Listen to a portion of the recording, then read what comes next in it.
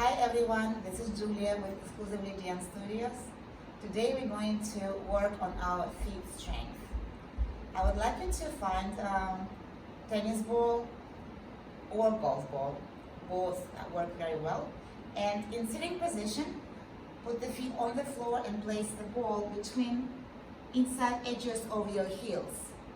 And then after you did that, squeeze slightly the ball between the inside edges of your heels and start rising the heels, all feet up, elevating up, lowering down, trying to hold the ball. And then when you rise, you basically as much as high as you can, and then lower the feet flat down.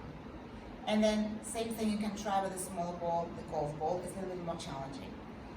After that, try to do the same in standing position. Right? You place the ball on the floor and try to catch it with your feet. So place the ball between the edges, inside edges of the heels, and try to elevate up, holding the ball, right, and then place down. So you'll see it's really great exercise.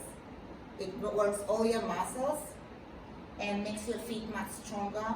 It's fantastic for standard and smooth. Try to do it 10 to 15 times per set with 3 repetitions. You'll see the difference, guaranteed. Don't forget that dancing makes us happy and healthy. And please like our YouTube channel. Have a good day.